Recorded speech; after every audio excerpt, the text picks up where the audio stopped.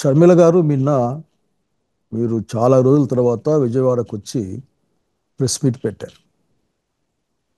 నిజంగానే ఆ ప్రెస్ మీట్లో మీరు అనేక విషయాలను, పాత విషయాలనే మరీ మరీ మాట్లాడే ప్రయత్నం చేశారు.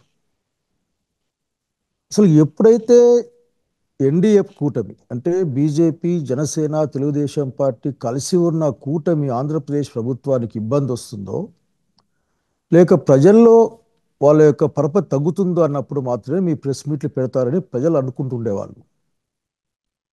కానీ నిన్న నాకు అట్లే అనిపించింది. ఎందుకంటే వక్త్ బిల్లుకి అసలుకి ముస్లిం మైనారిటీ సోదరులకు ఒక విధమైన అన్యాయం చేస్తూ, లేక వాళ్ళ యొక్క ఉనికినే ప్రశ్నించే విధంగా రాజ్యాంగానికి వ్యతిరేకంగా జరిగే ఒక ప్రక్రియలో తెలుగుదేశం పార్టీ, జనసేన విధానాలను ఎండగట్టాల్సిన సమయంలో మీరు మరొకసారి ఒక ఒక టెక్నికల్గా మాట్లాడట్లు నాకు అనిపించింది. అట్లా మాట్లాడుతూనే మీరు ఒక రెండు మూడు అంశాలని నా నా అంశంతో సహా ఒక రెండు మూడు అంశాలను మీరు తడిమారు అట్లా. నాకు అనిపిస్తుంది బాబు గారి ప్రభుత్వం ఏదైనా కొద్ది ఇబ్బందుల్లో ఉంటే మీరు ఏమైనా ముందుకు వస్తారా అని ప్రజలు అనుకుంటున్న నిజమేనేమో అనిపిస్తుంది నాకు. ఎందుకంటే తిరుపతి లడ్డు విషయం కావచ్చు, మన విజయవాడ వరదలు కావచ్చు, నిన్న కావచ్చు, అనేక అంశాలకి సూపర్ సిక్స్ అంశాలు వచ్చినప్పుడు కావచ్చు, మీ యొక్క గొంతు అంత గట్టిగా ప్రభుత్వానికి వ్యతిరేకంగా ఉండదు. ప్రతిపక్షానికి అంటే వైఎస్ఆర్సీపీ ఇంకో మాట చెప్పాల్సి మీ అన్నగారి పైన ఉన్నంత గట్టిగా ఉండదు. ఇప్పటికే అట్లా ఒక రన్నింగ్ కామెంట్ పాస్ చేసేట్లు అనిపిస్తుంది. ఆ ఇష్యూ నుంచి డైవర్ట్ చేయడం కోసమే പക്ഷെ చూసే వాళ్ళకి ఇబ్బందిగా ఉంది అది. ఎందుకంటే ఒక ఇష్యూ వచ్చినప్పుడు మీరు వస్తారు, మాట్లాడతారు, రెండు మూడు పాత విషయాల్ని మీరు తీసుకొస్తారు, ఒక సెన్సేషన్ కోసం కొన్ని మాటలు మాట్లాడతారు. నేను రాజశేఖర్ బిడ్డగా కూడా మిమ్మల్ని కోరుకుంటా ఉన్నా, ఆలోచించండి మీరు ఏం చేస్తూ ఉన్నారు. ఒక రాజకీయ పార్టీకి నాయకురాలిగా ప్రతిపక్షాలని ఐక్యం చేసుకోవడం, సెక్యులర్ వ్యవస్థల్ని ఐక్యం చేసుకోవడం, ముందుకెళ్ళడం అన్నది కదా ఈరోజు రాజకీయ కర్తవ్యం. అట్లా కాకుండా ప్రభుత్వానికి ఒక ఒక అట్లా జార్దే మసగటారే జార్దే వేసేసి ప్రతిపక్షం మీద మీరు విరుచుకుపడడం మాత్రం నాకు ఆశ్చర్యంగా ఉంటుంది. మీరన్న మాటలకే వద్దాం. నిన్న మీ ప్రెస్ మీట్లో వివేకమన్న మరణం వెనుక మేమే ఉన్నామని సాక్షులు చెప్పడం, అప్రూవర్లుగా మారడం, వాళ్ళు బయట తిరగడం చూస్తూ ఉన్నాం. అట్లాగే ఈరోజు అధికారంలో ఉన్న పార్టీలు అధికారంలోకి వచ్చి సంవత్సరం అయింది. నిన్నటికి మొన్న వివేకమన్న పిఏ కృష్ణారెడ్డి గారు కూడా నన్ను చాలా ఇబ్బంది పెడతా ఉన్నారు, అసలు నన్ను తప్పుడు మాటలు చెప్పమని సాక్ష్యాలు చెప్పమని చెప్పారు అని ప్రత్యక్షంగా ప్రకటించారు. అది కూడా మీరు గమనించలేదా? సో మీరు అడిగేది ఒక్కటే, చట్టం ఉంది, ఒక నిష్పక్షపాతమైన విచారణ జరగాలి అని కోరుకోవడంలో తప్పేం లేదు. అట్లా కాకుండా మనకు మనమే నిందితుల్ని నేరస్తులుగా మార్చే ప్రయత్నం మాత్రం మంచిది కాదని నాకున్న అభిప్రాయం. అట్లాగే మీరు ఇంకా అనేక అంశాలు ఎప్పుడైతే ఇబ్బంది వస్తుందో, ఇబ్బంది వచ్చినప్పుడు ఆ మిథున్ రెడ్డి గారిను లేక అవినాష్ రెడ్డి గారిను మీరు ఒక విధంగా అట్లా కార్లు చేసే ప్రయత్నం చేస్తారు. ఇవన్నీ కూడా అసలు కరెక్ట్ కాదండి. ఎందుకంటే నేను మిమ్మల్ని అసలు ఇట్లా మాట్లాడాల్సి వస్తుందని అనుకోలే. మీరు మీరు ఇంకో మాట మాట్లాడుతూ ఇంకో మాట మాట్లాడారు. ఏం మాట్లాడారంటే నా గురించి మాట్లాడుతూ అక్కడ అధికారం లేదు, డబ్బులే ఉన్నాయి, డబ్బుల కోసం పోయాడేమో శైలజనాథ్ అని చెప్పారు మీరు. నేను చాలా బాధపడ్డాను. అసలు ఇటువంటి మాట వినిపించాల్సి వస్తుందని అనుకోలే ఎప్పుడు కూడా అక్కడికి. నా చాలామంది సన్నిహితులు నాకు ఫోన్ చేసి ఈ విధంగా మాట్లాడుతూ ఉన్నారు.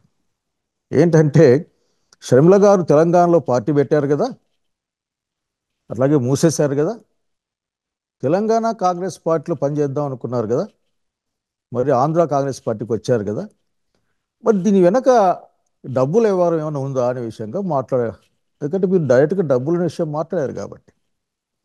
నేను ఒక మాట చెప్పాలనుకుంటా ఉన్నా, రాజకీయాలంటే డబ్బులు కాదు, రాజకీయాలంటే అధికారం కాదు, రాజకీయం అనేది ఒక ఫిలాసఫీ. ఈరోజు ఎన్డీఏ ప్రభుత్వాలకు వ్యతిరేకంగా, అట్లాగే వాటి యొక్క భావజాలానికి వ్యతిరేకంగా నిలబడాలనుకునే అలాంటి వాళ్ళు ఉంటారు. దీన్ని మీరు అసలు మాట్లాడడమే అనవసరం, కానీ మీరు మాట్లాడే ప్రయత్నం చేశారు. అరే మీకు అసలుకి ఈ డబ్బు భాష తప్ప ఇంకో భాష మీకు తెలీదా? ఎప్పుడు మాట్లాడినా డబ్బులు డబ్బులు డబ్బులు అనే మాట్లాడుతూ ఉంటారు. ఇది కరెక్ట్ కాదని నా సలహా ఇది. అంతేగాని జనం మాట్లాడుకునే విధంగా మొన్న అనంతపురం వెళ్ళాను. ధర్నా వస్తే అక్కడ అంటా ఉన్నారు. ఏమంటున్నారంటే మనకి కూటమి సపోర్ట్ ఉంది కదా అని మాట్లాడుకుంటా ఉన్నారు. నేనేమంటా అంటే మీరు ఇవన్నీ మానేసేయండి.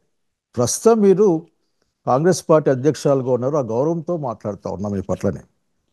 మీరు ఆంధ్రప్రదేశ్ ప్రజానీకాన్ని ఎన్డీఏ విధానాలకు వ్యతిరేకంగా, అట్లాగే చంద్రబాబు నాయుడు గారు చేస్తున్న అనేక ఆర్థికమైన అంశాలకు, ప్రజా వ్యతిరేకమైన అంశాలకు వ్యతిరేకలు ఇవ్వడాలి.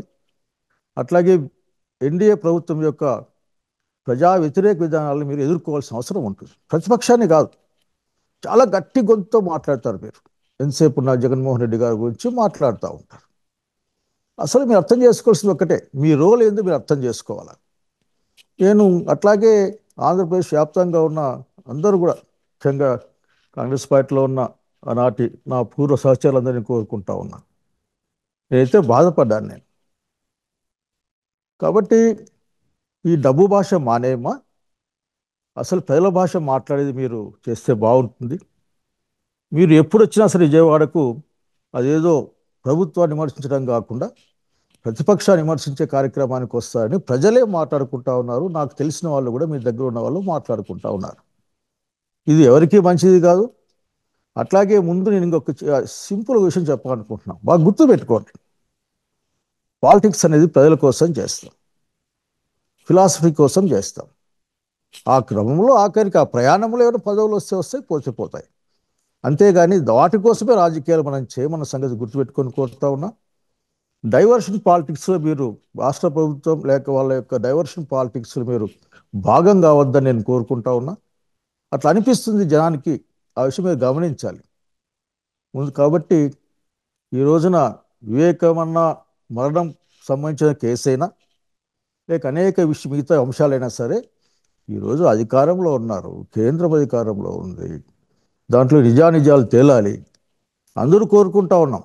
ఒక అమాయకుల్ని లేకుంటే ఒకరిని ప్లాన్ చేసి దానికి ఇరికించాల్సిన అవసరం లేదు.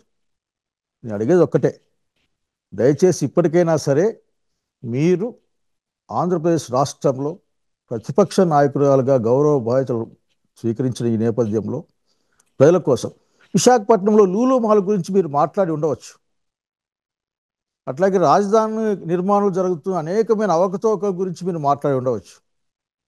ప్రత్యక్షంగా అక్కడికి పోయి వచ్చి ఉండొచ్చు. కానీ ఇవేం మీ కంటికి కనపడే అవకాశం నాకేం కనపడలేదు.